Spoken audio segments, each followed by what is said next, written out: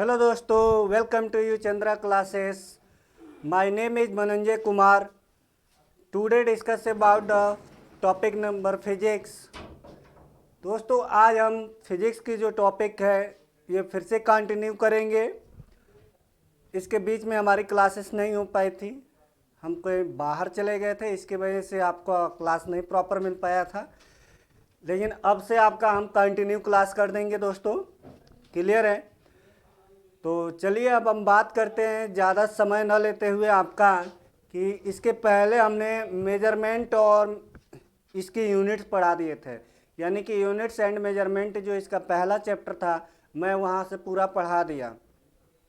उसके बाद मैंने वहाँ पे पूरा मोशन का चैप्टर पढ़ाया हुआ दोस्तों. मोशन के जितने टाइप्स के क्वेश्चन बन सकते थे उसका सारा मैंने पढ़ा दिया है. क्लियर है दोस्तों? ये जो वीडियो है स्पेशली डिज़ाइन किया गया है LTGS के लिए, लेकिन इसके साथ साथ जो कमिंग एग्ज़ाम आ रहे हैं जैसे आपका यूपी लेखपाल का हो गया, अगर उसमें जनरल साइंस पूछा जाता है तो वहाँ पे भी आपको फ़ायदेमंद होगा.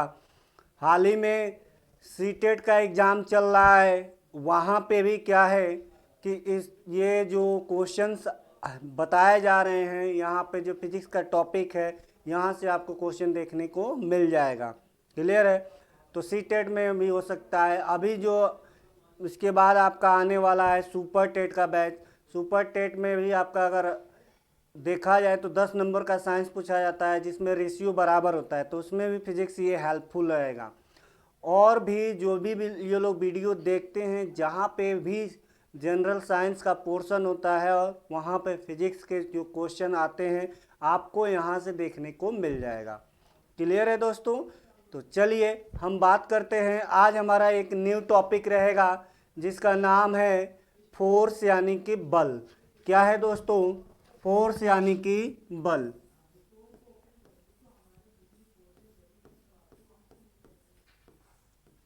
फोर्स, ठीक है. अब दोस्तों फोर्स क्या होता है? क्लियर है? तो सबसे पहले तो यह ध्यान रखिएगा कि फोर्स क्या है. तो कहा जाता है कि टू पुश एंड पुल का जो कॉन्सेप्ट आता है यानी कि खिंचाव और दबाव, ठीक है, यह एक ऐसा बाह्य कारक होता है जो किसी ऑब्जेक्ट का जिसे दबाव महसूस कराता है और खिंचाव भी महसूस कराता है और जिसके वजह से उसकी अवस्थाओं में भी परिवर्तन होता है. वही हमारा क्या कहलाता है दोस्तों? फोर्स कहलाता है. क्लियर है? To feel the any object push and pull that is called force. Clear? तो आपको मैंने बताया कि यह एक ऐसा बाह्य कारक है कि जो पुश एंड पुल, पुश का मतलब होता है किसी ऑब्जेक्ट को दबाना और पुल का मतलब होता है किसी ऑब्जेक्ट को खींचना. क्लियर है? तो इसमें जो बाह्य कारक काम करता है वही हमारा फोर्स कहलाता है. क्लियर है? और इसके पुश एंड पुल के कारण क्या होता है कि बॉडी का डिफॉर्मेशन होता है यानी कि बॉडी में चेंजेज होती है. ठीक है? तो जैसे आप देखना चाहेंगे यहाँ पे ये कोई हमारा ऑब्जेक्ट है. क्या है दोस्तों? ये हमारा ऑब्जेक्ट है. जब ऑब्जेक्ट के ऊपर हम फोर्स लगाते हैं यानी कि ऑब्जेक्ट के ऊपर हम फोर्स लगाते हैं तो आप देखेंगे कि यह ऑब्जेक्ट क्या होगा, ये अगर इसके अंदर की तरफ फोर्स लगेंगे तो ये ऑब्जेक्ट भी यहाँ आ जाएगी. क्लियर है दोस्तों? लेकिन अगर हम इसको इस तरह से करेंगे तो ये बॉडी इस तरह से लग रही है. ठीक है? अगर डायरेक्शन आपका इस डायरेक्शन में है इस तरह से, तो हम क्या करते हैं कि इसमें जो होता है ये हमारा कंप्रेसिव फोर्स होता है. कौन सा फोर्स होता है दोस्तों? कंप्रेसिव होता है. कौन सा होता है? कंप्रेसिव है. और ये हमारा टेंसाइल फोर्स होता है. ये हमारा टेंसाइल जिसको हम तनाव बल कहते हैं, और एक होता है कंप्रेसिव यानी कि दबाव बल. क्लियर है? तो ये इस टाइप के भी फोर्स को हम समझ सकते हैं. क्लियर? तो चलिए अब हम बात करते हैं यहाँ से जो एग्जाम में क्वेश्चन पूछे गए हैं उसके तरफ बढ़ते हैं दोस्तों. क्लियर है? तो अब हम बात करते हैं कि टाइप्स ऑफ फोर्स यानी कि बल के कितने प्रकार हैं. बल के कितने प्रकार हैं? तो बल को कहा जाता है दो प्रकार, यानी कि बल का कितना प्रकार है, दो। कौन कौन सा है दोस्तों, आप यहाँ देखने की कोशिश करिएगा, यानी कि types of force, types of force. तो there are two types of the force. First contact force, contact force, और सेकेंड है non contact force, non contact force, non contact force. Clear है। तो आप देख सकते हैं कि जो भी ये फोर्स के बारे में आज हम एक एक के, यानी कि जो एक एक चैप्टर के अंदर, यानी कि एक एक टॉपिक के अंदर जो फोर्स पढ़े जाएंगे उसके बारे में बात करेंगे। यहाँ पे नॉन कांटेक्ट में कौन फोर्स आते हैं इसके बारे में चर्चा करेंगे। तो सबसे पहले तो ये ध्यान दीजिएगा दोस्तों कि यहाँ पे जो कहा गया है कि कांटेक्ट फोर्स क्या होता है, क्या बोला गया है कि कांटेक्ट फोर्स क्या होगा। तो कांटेक्ट का मतलब होता है संपर्क। क्लियर है, संपर्क। ये होता है हमारा संपर्क बल, हिंदी में इसको बोलते हैं संपर्क बल। क्लियर। अगर हम बात करते हैं इधर तो असंपर्क बल कहते हैं। क्या कहते हैं दोस्तों, असंपर्क बल। ठीक है, क्लियर। अब संपर्क बल में क्या आता है कि इसमें जो ऑब्जेक्ट है वो डायरेक्ट कांटेक्ट में रहता है। क्लियर है कि फोर्स आपको फील होगा कि हम फोर्स लगा रहे हैं, जैसे ह्यूमन एफर्ट हो गया। उसके बाद अगर आपका देखा जाए तो यहाँ पे अगर देख लिया जाए कि जैसे कि आंधी है, आंधी आती है तो जिसके कारण यानी कि पेड़ पे जो फोर्स लगता है उसके कारण टहनियाँ टूट जाती हैं, तो यह भी एक क्या है, हमारा कांटेक्ट फोर्स होता है। क्लियर है। तो यहाँ से क्वेश्चन आया हुआ है, तो इसमें आप लिख सकते हैं कि पेशीय बल। क्या दोस्तों, पेशीय बल। यहाँ पे आप लिख सकते हैं पेशीय बल। ठीक है, इसको हम ह्यूमन एफर्ट कहते हैं। क्या कहते हैं दोस्तों, ह्यूमन एफर्ट। क्लियर। असंपर्क बल आपके लिए क्या है दोस्तों, ये बहुत ही इम्पोर्टेंट है। असंपर्क बल के अंतर्गत जितने भी हम फोर्स पढ़ेंगे, जैसे आपका गुरुत्वाकर्षण बल हो गया, वैद्युत बल हो गया, चुंबकीय बल हो गया, फ्रिक्शनल फोर्स हो गया यानी कि घर्षण बल हो गया, ये तमाम जितने भी बल पढ़ेंगे ये असंपर्क होगा। ये फोर्स तो लगेगा लेकिन फील नहीं होगा कि किसके द्वारा लगाया जा रहा है। जैसे ग्रेविटेशनल फोर्स है, हम यहाँ पे खड़े हैं तो ग्रेविटेशनल फोर्स की वजह से ही खड़े हैं, लेकिन ये हमें दिखाई नहीं दे रहा है, ये हमें महसूस केवल होगा कि हमको भी महसूस नहीं होगा, लेकिन ये क्या होगा कि हमें पता चलेगा कि ये फोर्स काम करता है। क्लियर है। तो इस तरह के बल को भी हम क्या करते हैं, असंपर्क बल। अब हम इसमें जो पढ़ेंगे, पहला पढ़ेंगे gravitational force, gravitational force. Clear है। अगर सेकेंड की बात करते हैं तो सेकेंड में आप पढ़ सकते हैं फ्रिक्शनल फोर्स, फ्रिक्शनल फोर्स। अगर थर्ड की बात करते हैं दोस्तों तो आप electric force, electric force. Fourth की बात करते हैं मैग्नेटिक फोर्स।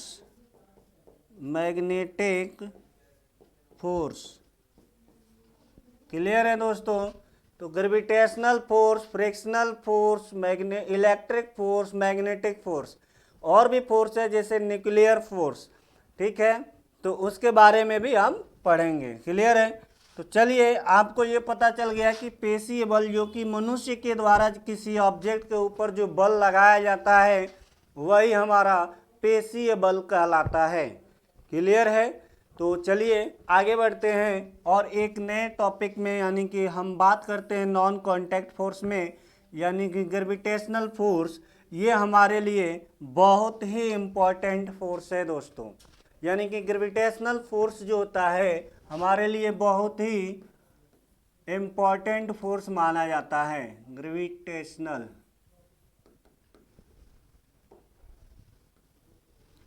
अगर हम बात करते हैं ग्रेविटेशनल फोर्स की तो याद रखिएगा दोस्तों,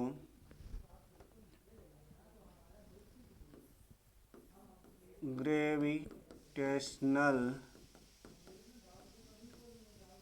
फोर्स। क्लियर है? अब ग्रेविटेशनल फोर्स की अगर बात किया जाता है कि ग्रेविटेशनल फोर्स क्या होता है, ठीक है, इसको हम हिंदी में कहते हैं गुरुत्वाकर्षण बल। क्या कहते हैं? गुरुत्वाकर्षण बल।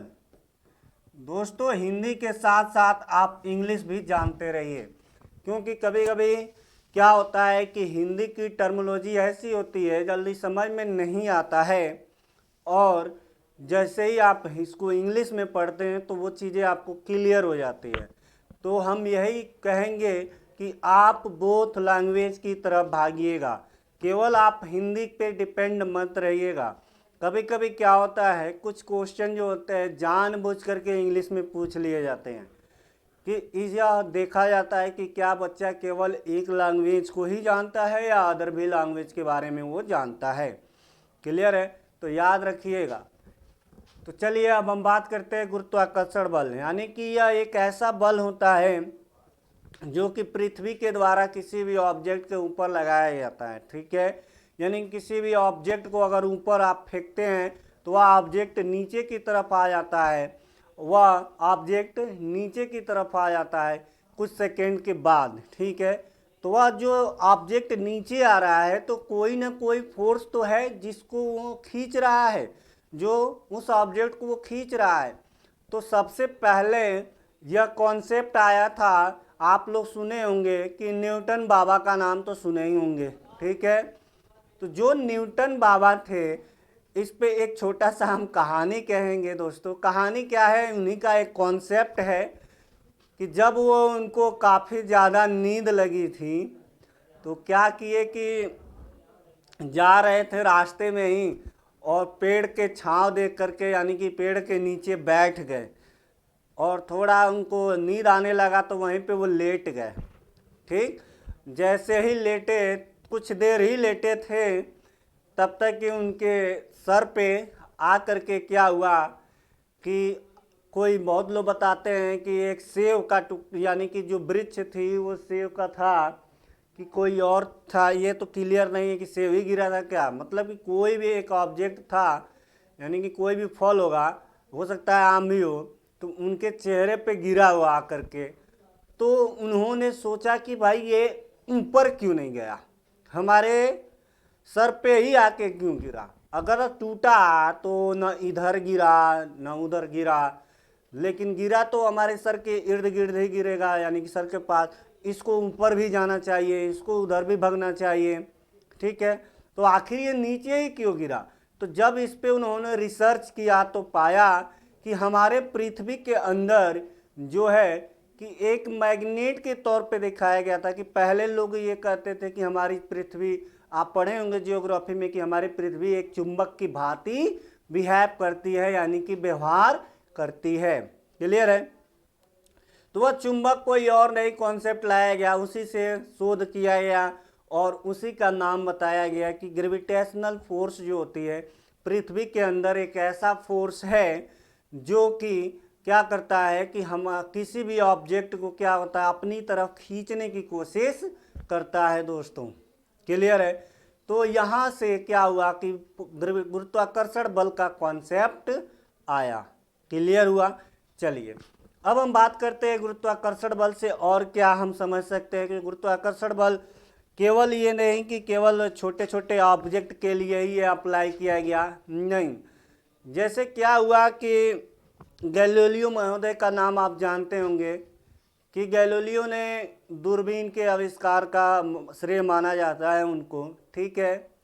लेकिन क्या हुआ था कि जैसे ही ये फोर्स के कंसेप्ट को लेकर के ये लोग आगे बढ़े, ठीक है, तो यूनिवर्स में भी देखा गया है कि कई छोटे छोटे ऑब्जेक्ट है, जैसे सैटेलाइट है, प्लैनेट्स है, यानी ग्रह उपग्रह हैं आपस में। तो वहाँ पे भी क्या किया गया कि जो नॉर्मल होता है, नॉर्मल कोई ऑब्जेक्ट है तो हम उसमें आसानी से मेजर कर सकते हैं कि कितना फोर्स लग रहा है दोस्तों, क्लियर है। लेकिन क्या हुआ कि अंतरिक्ष में जब दो हमारे पिंड हैं उसके बीच में कितना फोर्स लग रहा है ये आसानी से नहीं बताया जा सकता था, क्लियर है। तो उस पर भी बहुत से साइंटिस्टों ने काम किया, उस पर गैलीलियो भी काम किए थे और न्यूटन जी ने भी काम किया। तो उसी पे आधारित एक गुरुत्वाकर्षण बल बताया गया था, ठीक है। तो ये भी याद रखिएगा कि गुरुत्वाकर्षण बल उन्होंने ये बताया कि जब यूनिवर्स में यानी कि हमारे कोई भी दो ऑब्जेक्ट है, एक ऑब्जेक्ट ये है, एक ऑब्जेक्ट ये है, इस ऑब्जेक्ट का सपोज मास m1 है और इसका मास m2 है, क्लियर है दोस्तों। इसका मास m1 है और इसका मास m2 है। यह एक दूसरे से क्या है कि r दूरी पे रखे गए हैं। कितने दूरी पे दोस्तों? r दूरी पे यह रखे गए हैं, क्लियर है। कोई भी मान लेते हैं, कोई भी ग्रह है या कोई भी पिंड है, ठीक है, एक दूसरे से r दूरी पे रखे गए हैं। तो अब इन दोनों के बीच जो गुरुत्वाकर्षण बल लगेगा, जो इन दोनों के बीच में गुरुत्वाकर्षण बल लगेगा दोस्तों, वो क्या होगा, ध्यान से समझने की कोशिश करिएगा। जो F इज डायरेक्टली प्रोपोर्शनल होगा इसके m1 इंटू m2, यानी कि दो मासों के गुणनफल के अनुक्रमानुपाती होता है। क्या होता है दोस्तों? दो मास के गुणनफल के अनुक्रमानुपाती होता है जो हमारा ये ग्रेविटेशनल फोर्स लगता है।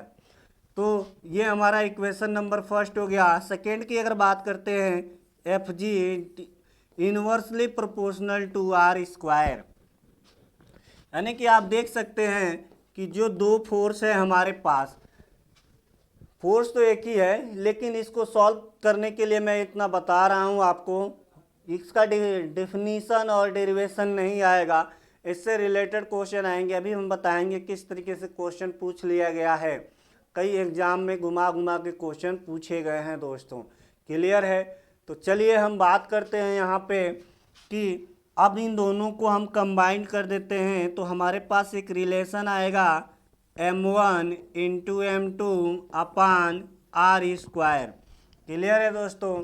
जैसे ही फिजिक्स का रूल है कि प्रोपोर्शनलिटी हटती है तो वहाँ पे हमारा एक कांस्टेंट आता है, क्लियर है। और उस कांस्टेंट का, इसमें जो कांस्टेंट आएगा, इस कांस्टेंट का नाम होगा सर्वात्रिक गुरुत्वाकर्षण नियतांक, जिसको इंग्लिश में हम कहते हैं ग्रेविटेशनल कांस्टेंट, क्लियर है दोस्तों। चलिए बात करते हैं यहाँ पे। तो अगर जैसे ही हम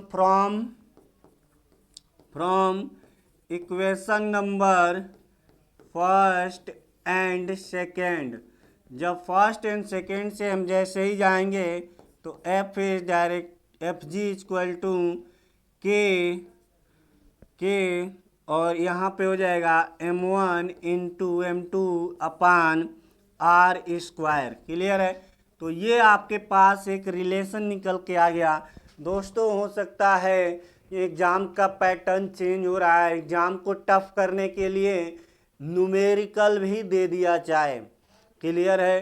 तो आप जैसे ही फार्मूला आपको याद रहेगा और गुरुत्वाकर्षण नियम पे आधारित आपसे अगर पूछ लिया जाए, m1 दिया हो, m2 दिया हो, के यानी कि सॉरी यहाँ पे के नहीं होगा, यहाँ पे कैपिटल जी हम लेते हैं दोस्तों। यहाँ पे क्या लेते हैं? कैपिटल जी लेते हैं, कैपिटल जी लेंगे। और कैपिटल जी का मान आपको हम बताएंगे अभी कितना होता है।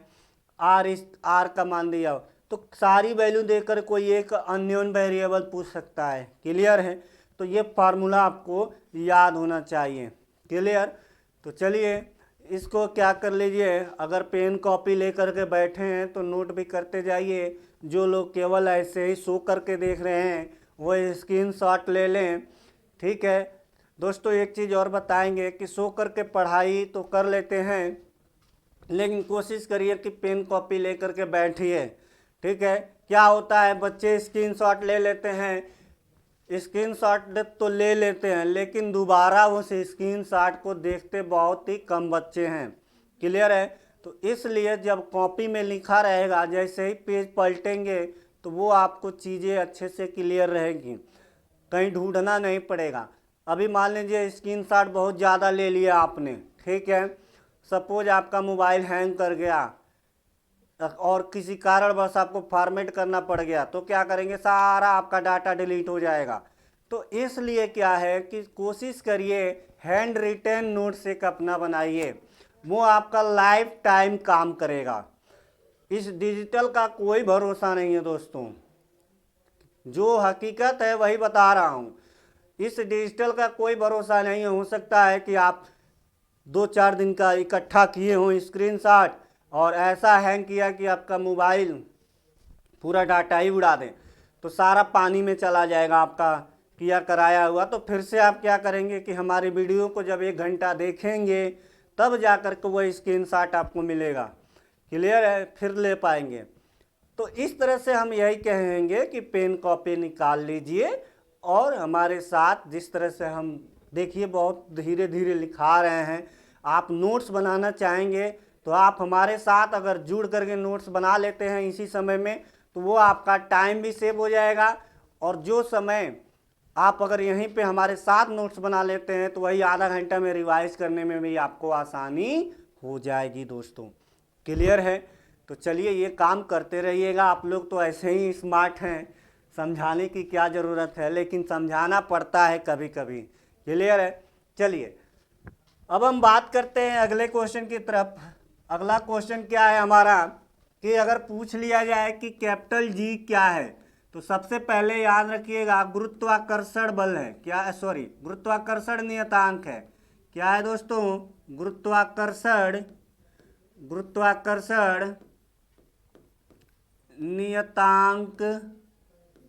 नियतांक है। इसी को हम बोलते हैं ग्रेविटेशनल फोर्स। ये क्या है? हमारा ग्रेविटेशनल फोर्स है। क्लियर है? चलिए अब इसका जो मान होता है दोस्तों, G इक्वल टू हमारा होता है यहाँ पे 6.67 इंटू 10⁻⁻11 न्यूटन मीटर स्क्वायर पर केजी स्क्वायर दोस्तों। तो इसका जो है कभी कभी यूनिट भी पूछ लिया जाता है दोस्तों। क्या पूछ लिया जाता है? यूनिट भी पूछ लिया जाता है। तो याद रखिएगा न्यूटन मीटर स्क्वायर पर केजी स्क्वायर। और ये क्या है? इसकी एसआई यूनिट है। क्या है दोस्तों? इसकी एसआई यूनिट है। ये इसकी एसआई यूनिट है। बात समझ में आ गई ना? क्लियर है? चलिए अब यहाँ पे आपको तो क्लियर हो गया होगा। अब यही जो कंडीशन है, वो 2 पिंड थे अलग अलग, लेकिन अगर वो दोनों अर्थ है, ठीक है, यानी कि दोनों प्लेनेट क्या है, अर्थ पे ही है, ठीक है, तो यानी कि अगर कहा जाए कि इस तरह से एक मून हो गया, एक चंद्रमा हो गया, ठीक है, तो इस तरीके से भी हम सॉल्व कर सकते हैं। ठीक है, अगर दो मान लीजिए दोनों का फार अर्थ के लिए अगर कर दें, फार अर्थ यानी कि पृथ्वी के लिए अगर पूछ लिया जाए तो याद रखिएगा कि F G equal to GME square upon RE square होता है। क्लियर है? यहाँ पे ये मास क्या हो जाएगी, स्क्वायर में बदलेगी, ये हो जाएगा। क्लियर? अब एक चीज़ और याद रखिएगा, हम ये भी जानते हैं कि स्मॉल, अगर यहाँ से अगर देखा जाए तो आप देखेंगे कि स्मॉल जी और कैपिटल जी में क्या संबंध है। ठीक है, ये भी कई बार एग्जाम में क्वेश्चन पूछ लिया गया है। स्मॉल जी और कैपिटल जी में क्या संबंध होता है? तो याद रखिएगा, small G equal to G M E upon R E square. Clear है दोस्तों? ये याद रखिएगा, ये एग्जाम में कई बार क्वेश्चन पूछा गया है कि स्मॉल जी और कैपिटल जी में क्या संबंध है। क्लियर? चलिए अब यहाँ पे याद रखिएगा, वेयर स्मॉल जी क्या है और कैपिटल जी क्या है। तो कैपिटल जी हमारा क्या है?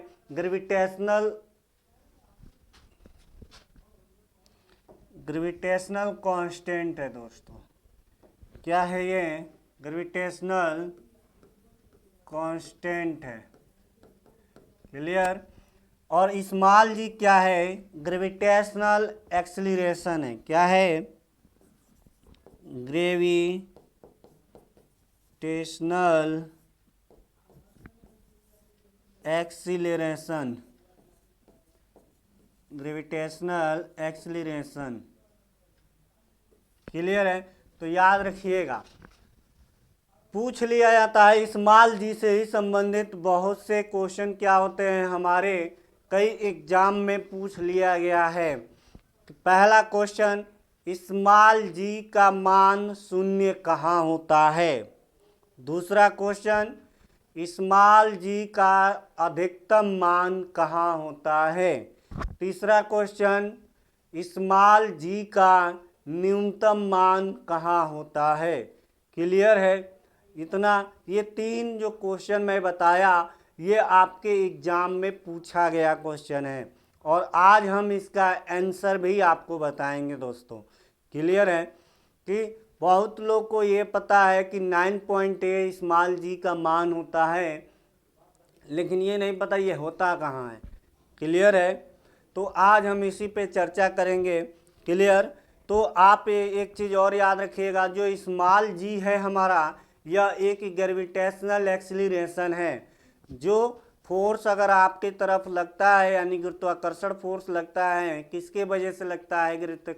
और इसी के क्या होता है कि हमारा ग्रेविटेशनल एक्सीलरेशन काम करता है डाउनवर्ड, नीचे की तरफ। क्लियर है? चलिए तो बात करते हैं स्मॉल जी से संबंधित कुछ और भी फैक्ट को। तो स्मॉल जी के संबंधित कुछ और फैक्ट को हम यहाँ देखना चाहेंगे कि स्मॉल जी को सबसे पहले हम क्या कहते हैं? गुरुत्वीय त्वरण। गुरुत्वीय त्वरण कहते हैं दोस्तों, गुरुत्वीय त्वरण कहते हैं। क्लियर है? तो इस चीज़ को याद रखिएगा। अब यहाँ पे स्मॉल जी का जो मान होता है 9.8 मीटर पर सेकेंड, ठीक है, स्क्वायर। क्लियर है? 9.8 मीटर पर सेकेंड स्क्वायर, यह हमारा स्मॉल जी का मान होता है। तो यहाँ पहला क्वेश्चन हमने पूछा था, स्मॉल जी का मान कहाँ शून्य होता है? कहाँ शून्य होता है?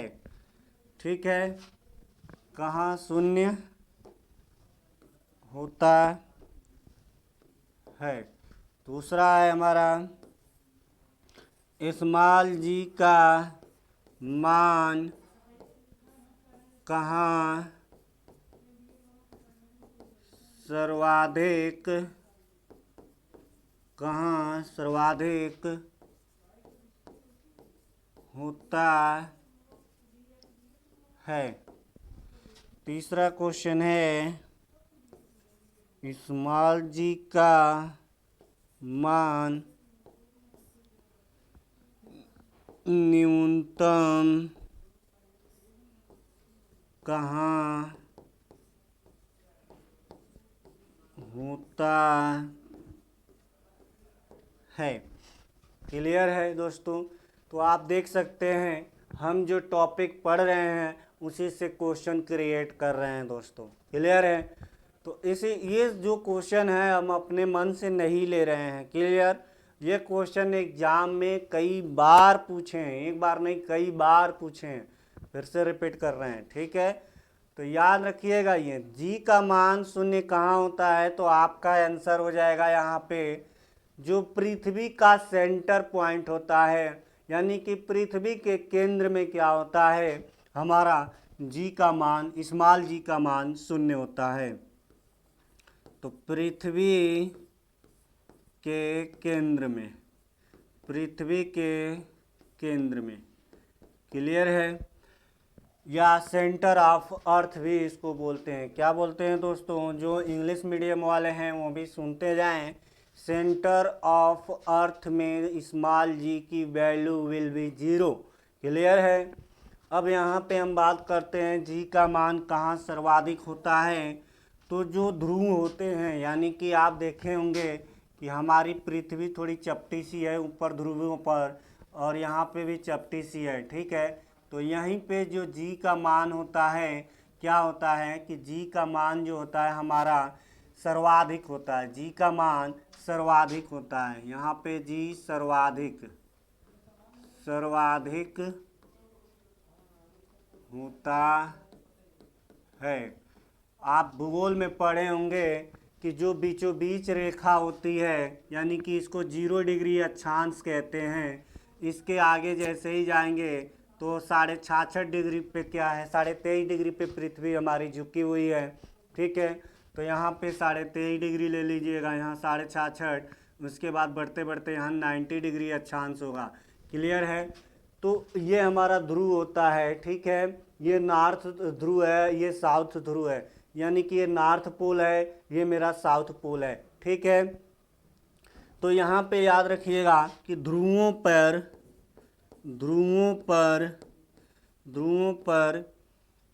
ठीक है। तो क्वेश्चन क्या पूछा गया है कि जी का मान कहाँ सर्वाधिक होता है, तो ध्रुवों पर, याद रखिएगा, ध्रुव यानी कि पोल पे, क्लियर है। पूछ लिया जाए कि जी का मान न्यूनतम कहाँ होता है, तो याद रखिएगा जो जी का मान हमारा न्यूनतम कहाँ होता है, ये हमारा जो है ये ध्रुवों पर न होकर के या विषुवत रेखा पे होता है। कहाँ होता है दोस्तों, विषुवत रेखा पे होता है।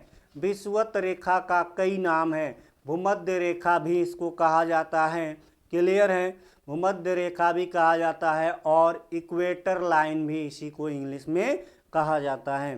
तो अगर पूछ लिया जाए कि न्यूनतम कहाँ होगा, तो विषुवत रेखा पे कहाँ होगा दोस्तों, विषुवत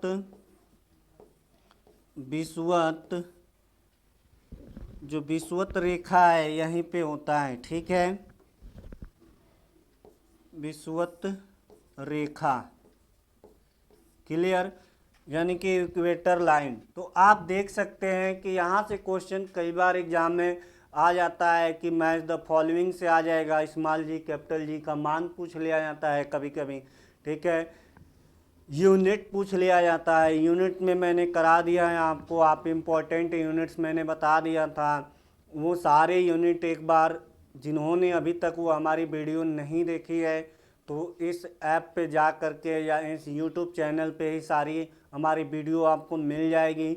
सिर्फ सर्च कर लीजिएगा जा कर के, तो पूरा प्ले लिस्ट में हमारा अभी तक जो भी मैं मेजरमेंट से लेकर 5-6 वीडियो जो वहाँ पे डाला है सब आपको मिल जाएगा। जो लोग भी अभी हमारा पूरा वीडियो नहीं देखे हैं जा कर के देखें, मैं एक एक को बड़ी सीक्वेंस के साथ बताया हुआ है दोस्तों, और इस तरह की क्लास आपको शायद ही कहीं मिलेगी दोस्तों, इतना डिटेल में जा कर के और इतना अच्छे तरीके से एक्सप्लेनेशन के साथ आपको वीडियो प्रोवाइड की जाती है दोस्तों, क्लियर है।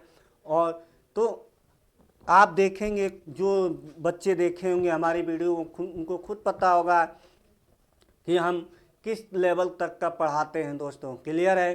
तो ये नहीं कि हम कुछ भी आकर के पढ़ा के चले जाते हैं, ऐसा नहीं है दोस्तों, हम वही पढ़ाते हैं जो आपके एग्ज़ाम ओरिएंटेड के लिए बेनिफिशियल होता है, फ़ायदेमंद होता है, ठीक है। हमारा कॉन्सेप्ट एक याद रखिएगा कि कम पढ़िए सॉलिड पढ़िए, जो पढ़िए सो कर डालिए, that is the most important, clear है। यानी कि आप कम ही पढ़िए लेकिन अच्छे तरीके से पढ़िए, क्लियर है। चलिए बात करते हैं अगले सेशन की तरफ और अगले पॉइंट्स की तरफ। अगर हम बढ़ना चाहें तो आप देख सकते हैं यहाँ पे ये हमारे पास टॉपिक्स हैं। अब इसी तरह से क्वेश्चन बन के आएंगे आपके एग्जाम में, कहीं बाहर से नहीं आएगा। इसी को क्या करेगा, लैंग्वेज में घुमा देगा। सत्य है असत्य है, मैच द फॉलोइंग से लेकर के बना देगा। ठीक है, तो जब हम जैसे ही ये सेशन समाप्त होगा हम क्या करेंगे, एक प्रैक्टिस सेट आपके सामने लेकर के आएंगे। जो जो सब्जेक्ट समाप्त हो चुके, जो जो टॉपिक समाप्त हो गया है उसकी क्या करेंगे, एक ऑब्जेक्टिव के तौर पे हम क्या करेंगे, आपके सामने क्वेश्चन लेकर के आएंगे। तभी तो मुझे पता चलेगा कि आप कितना पानी में हैं, यानी कि आप हमारी पढ़ाई हुई बातों को कितना परसेंट गेन किए हुए हैं। क्लियर है। चलिए अब हम बात करते हैं यहाँ पे कुछ क्वेश्चंस की। अगर बात कर लिया जाए कि किस टाइप के क्वेश्चन एग्जाम में पूछे जाते हैं दोस्तों, तो आज हमने देखा कि हमने क्या पढ़ा, बल पढ़ा, बल के टाइप्स पढ़े, गुरुत्वाकर्षण बल पढ़ा, स्मॉल जी और कैपिटल जी में संबंध पढ़ा। क्लियर है। उसके बाद इन दोनों के मान के बारे में पढ़ा। उसके बाद हम आज इसमें ये देखा है कि स्मॉल जी के क्या क्या क्वेश्चन पूछे गए हैं। ठीक है, स्मॉल जी से रिलेटेड कुछ और भी फैक्ट्स याद रखिएगा। कभी कभी ये पूछ लेता है कि जो रेडियस होता है वह विषुवत रेखा पे कम होता है कि ज़्यादा होता है। तो आप एक हमारा फिगर यहाँ पे देखेंगे कि हम एक फिगर एक अंडाकार की आकृति की बनाएंगे यहाँ पे दोस्तों। क्लियर है। तो आप यहाँ पे इसको ध्यान से देखने की कोशिश करिएगा। ये हमारा क्या है, ये हमारा इक्वेटर लाइन है, यानी कि विषुवत रेखा है।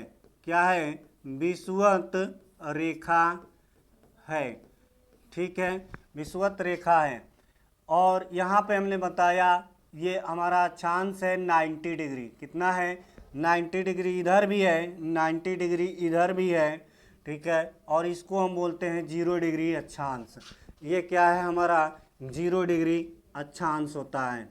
क्लियर है, 0 डिग्री अक्षांश है। बात समझ में आ गई।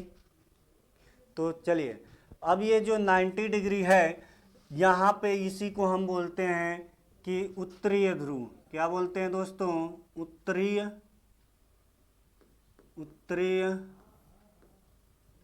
ध्रुव।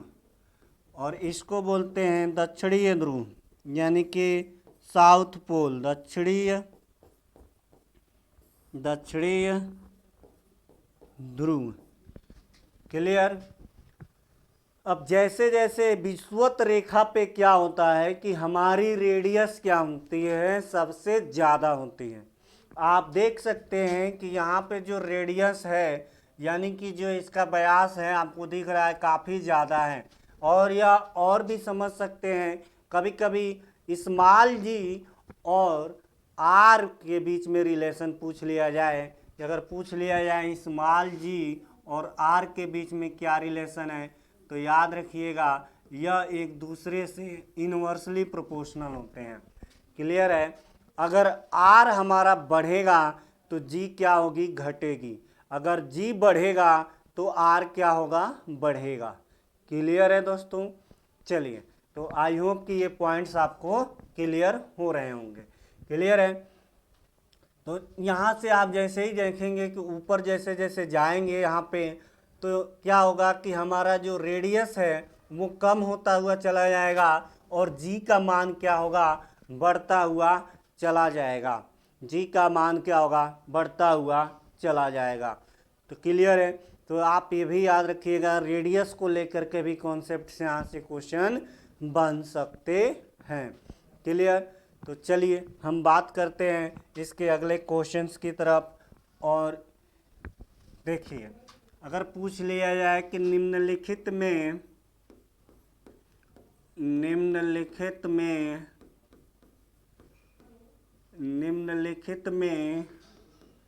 कौन असत्य है, कौन असत्य है। पहला ऑप्शन दे दिया जाए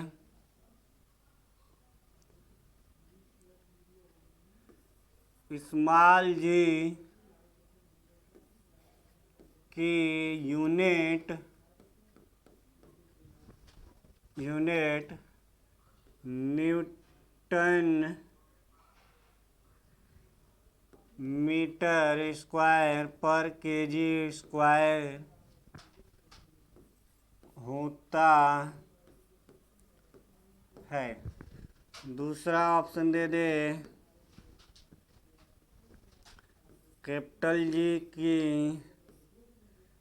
यूनिट मीटर पर सेकेंड स्क्वायर होता है। तीसरा ऑप्शन दे दे, ध्रुवों पर स्मॉल जी का मान न्यूनतम होता है। और फोर्थ बोल दिया जाए,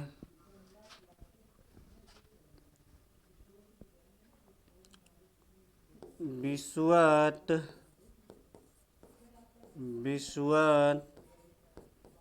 रेखा पर गुरुत्वीय त्रिज्या का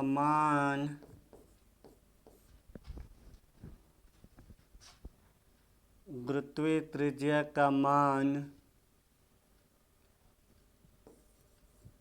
कम होता है।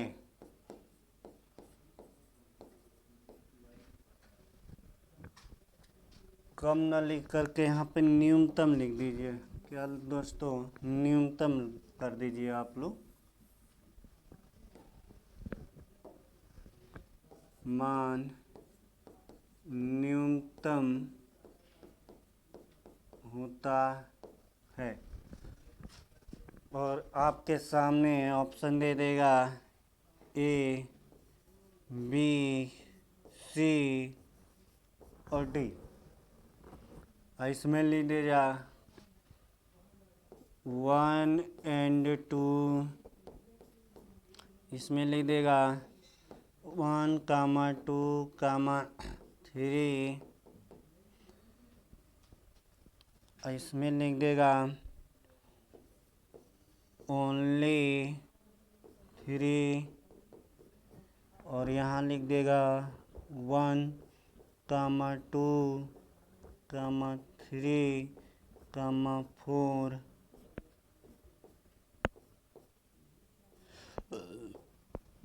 सॉरी दोस्तों, क्लियर है? तो आप देख सकते हैं, हम थोड़ा साइड हो जा रहे हैं, आप देख सकते हैं कि किस तरीके से क्वेश्चन आपके स्क्रीन पे दिखाई दे रहा होगा दोस्तों। और इसी टाइप के क्वेश्चन आपको एग्जाम में भी देखने को मिलेंगे। ये एकदम लेटेस्ट जो ट्रेंड में क्वेश्चन चल रहे हैं, इसी टाइप का LTGS में क्वेश्चन पूछे जाते हैं दोस्तों। क्लियर है? ये कहा जा सकता है इसका हार्ड लेवल का क्वेश्चन बोला जा सकता है। ठीक है, कि मल्टीपल चॉइस क्वेश्चन में इस तरीके के क्वेश्चन कूट वाले। तो अब यहाँ पे ध्यान दीजिए, अभी मैंने जो आज पढ़ाया उसी से एक क्वेश्चन क्रिएट किया कि जी की यूनिट न्यूटन मीटर पर केजी स्क्वायर होता है। दोस्तों अभी आपको हमने बताया कि क्या स्मॉल जी का मान जो यूनिट होती है वो न्यूटन मीटर पर केजी स्क्वायर होता है, कि कैपिटल जी का मान मीटर पर सेकेंड स्क्वायर होता है।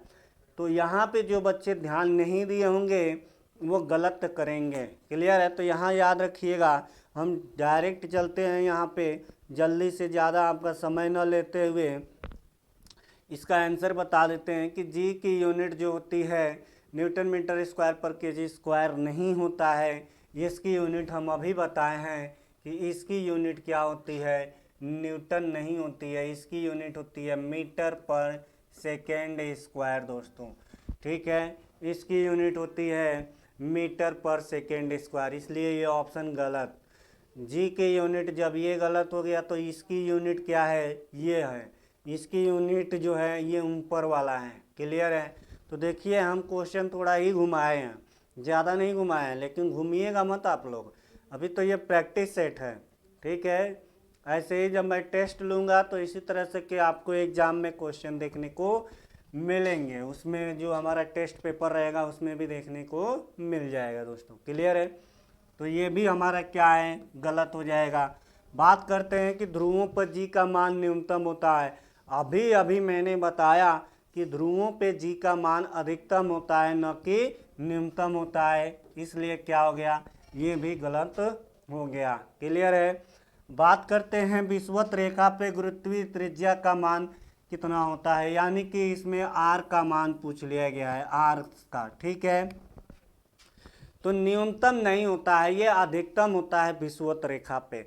जैसे ही अधिकतम होगा तो जी का मान न्यूनतम हो जाएगा। अभी मैंने कॉन्सेप्ट बताया, तो ये भी गलत है, ये भी गलत है।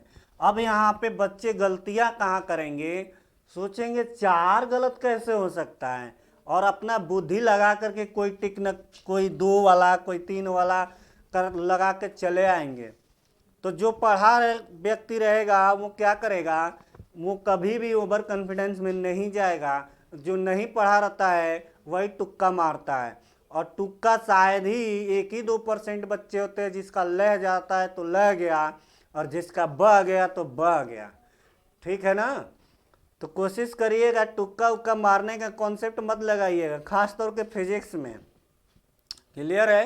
क्योंकि फिजिक्स में कभी तुक्का जल्दी काम करता ही नहीं है, क्योंकि कॉन्सेप्ट पे ज़्यादातर क्वेश्चन पूछे जाते हैं। क्लियर है? तो कॉन्सेप्ट याद रखिएगा, फैक्ट तो आप रट ही लेते हैं।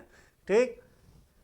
तो चलिए इसका अगर राइट आंसर की बात करें, और यहाँ पे भी ध्यान दीजिएगा, ये जो असत्य पूछा गया है, आप लोग अ को थोड़ा आंख इधर उधर करके सत्य मत पढ़ लीजिएगा, इसमें से कोई सत्य नहीं है। ठीक है? तो इसमें यही पूछा गया कि कौन इसमें असत्य है, मतलब सत्य नहीं है। तो यहाँ पे क्या हो जाएगी, ये चारों के चारों हमारे गलत हैं, इसलिए हमारा जो राइट आंसर जाएगा ऑप्शन नंबर डी के तरफ हम जाएंगे दोस्तों। क्लियर है? तो आई होप कि ये जो सेशन आज हमारा था ग्रेविटेशनल फोर्स को लेकर के, बल को लेकर के, यानी कि बल के कितने टाइप्स होते हैं, उसमें हमने पढ़ लिया कि ग्रेविटेशनल फोर्स से रिलेटेड कौन कौन से क्वेश्चन बन सकते हैं और किस तरीके से क्वेश्चन आते हैं दोस्तों। क्लियर? इसी तरह से हम क्या करेंगे, नेक्स्ट सेशन में क्या करेंगे, अपना दूसरा एक टॉपिक की तरफ बढ़ेंगे, यानी कि इसी का दूसरा टॉपिक, जैसे कि मान लीजिए हम लिफ्ट का केस पढ़ेंगे। ठीक है दोस्तों? लिफ्ट का केस पढ़ेंगे, लिफ्ट से किस तरीके से क्वेश्चन पूछे गए हैं कि लिफ्ट में जब कोई व्यक्ति ऊपर है और लिफ्ट जब ऊपर जा रही है तो उसका भार पे क्या असर पड़ेगा। ठीक है? जब लिफ्ट नीचे आ रही है तो उसके भार पे क्या असर पड़ेगा। अगर कोई व्यक्ति है लिफ्ट में, छत से कब टकराता है, किस कंडीशन में टकराता है। तो ये सारे टाइप्स के क्वेश्चन को हम वहाँ पे देखने की कोशिश करेंगे दोस्तों। और उसके बाद हम, हो सकता है अगर टाइम बचता है तो हम फ्रिक्शनल फोर्स भी स्टार्ट कर देंगे। तो इसलिए दोस्तों हमारी वीडियो लगातार आपके सामने रहेगी और 1 बाई 1 आपकी वीडियो आती रहेगी। क्लियर है? तो कोशिश करिएगा कि आप वीडियो को मिस मत करिएगा, नहीं तो आपका कॉन्सेप्ट मिस हो जाएगा। क्लियर? तो कल भी हमारे साथ जुड़िए, और मैं कल लिफ्ट का पूरा केस पढ़ाऊंगा। क्लियर है दोस्तों? तो चलिए बस आज के लिए इतना ही। ऐसे ही हंसते रहिए, मुस्कुराते रहिए, जीवन का आनंद लेते रहिए दोस्तों। थैंक यू दोस्तों।